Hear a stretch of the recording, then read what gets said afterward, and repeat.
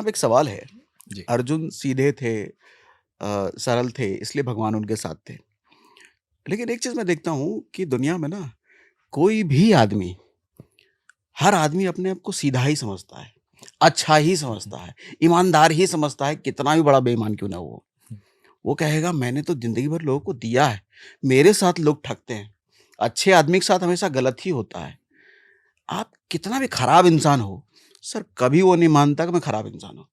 हर घटिया से घटिया आदमी अपने आप को अच्छा ही मानता है।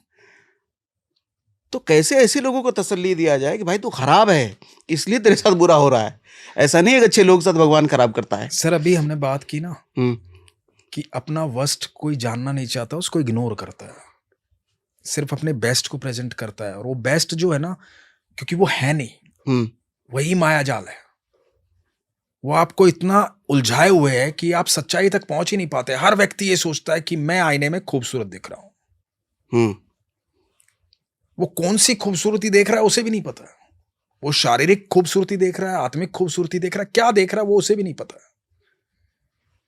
तो हर आदमी इस मायाजाल में उलझा हुआ है। भगवान तो यही कहते हैं ना, ये माया है मेरी। हुँ। और यही माया है। इस माया से परे निकलोगे तभी तो मुझे पहचान पाओगे ना, तभी तो मुझ तक आ पाओगे। इस माया से परे निकल पाओगे तभी तो हो पाएगा वैसा। हाँ। सर मैं आपको एक बात बताता हूं, आज आपने ये बात छेड़ी।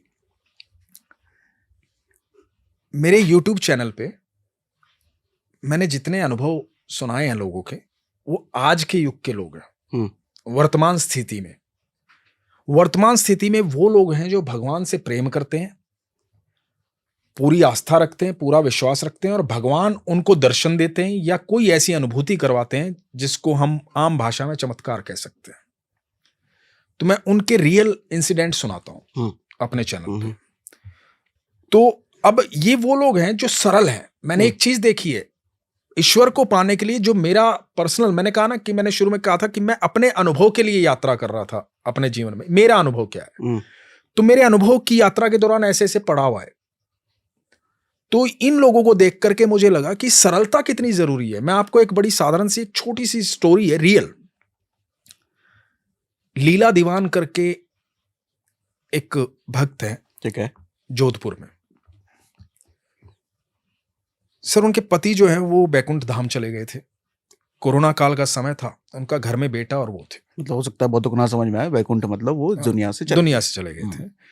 तो बेटा और माँ दोनों घर में रहते थे। एक पड़ोस की महिला आ जाती थी तो उनके साथ वो कीर्तन कर लेती थी माँ।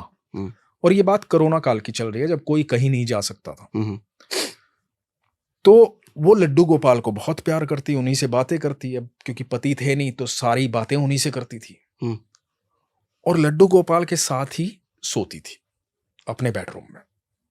अब जब भगवान से प्रेम हो जाता है ना, तो मैं सच बता रहा हूं, जब आप नियम जब तक फॉलो करते हो जब तक प्रेम नहीं होता है। जब प्रेम हो जाता है ना तो सारे नियम टूट चुके होते हैं, क्योंकि वो प्रेम है, हुँ, हुँ, उसके हुँ, बीच में कुछ नहीं है फिर। हुँ, तो वो अपने बेडरूम में ही लड्डू गोपाल को लेकर के, अपने ठाकुर जी को लेकर के सोती थी।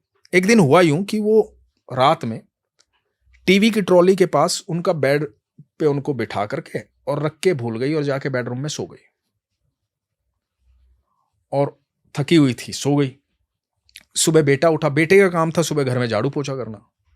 सुबह बेटा उठा, बेटे ने उठ के माँ को जाके बोला कि माँ थोड़ा सा ध्यान रखा करो, घर में कैसे कैसे पैर कर देते हो यार, कीचड़ के पैर कर रखे हैं मिट्टी के, मुझे सफाई करनी होती है, थोड़ा ध्यान रखा करो माँ। तो आपकी जो सहेली भी आए तो उसको बोल दिया और चप्पल बाहर निकाले, इस तरह से मतलब। तो माँ ने कहा कहाँ पैर हो गए बेटा, मैं तो सारे साफ पैर है, कहाँ हो गए, कहाँ बात कर रहा है, तो दिखा मुझे। तो वो देखने गई। अब बेटे ने तो दूर से देखे थे। जब मां पहुंची तो टीवी की ट्रॉली से लेकर के बेडरूम तक छोटे छोटे पैरों के, हल्दी और चंदन के पैरों के मिट्टी के निशान थे, हल्दी और चंदन के। हुँ, हुँ, बेडरूम तक, टीवी की ट्रॉली से बेडरूम तक, हुँ, और वो टेबल के नीचे से गए हुए पैरों के निशान। ठीक है, उन्होंने मुझे फोटो भेजा। सर आज कोरोना को 5 साल बीत गए, 5 साल से फर्श नहीं धोया है सर। 5 साल बीत गए हैं सर। वो कृष्ण के पैरों के निशान है। उस दिन वहां नहीं सुलाया था तो खुद सोने चले गए थे। ये सच्ची घटना है। ये सच्ची घटना है सर। आज भी आप जोधपुर जाइए, हाँ। पूछिए लीला दीवान जी का घर शास्त्री नगर में है शायद, हाँ। आप जाके दर्शन करके आइए।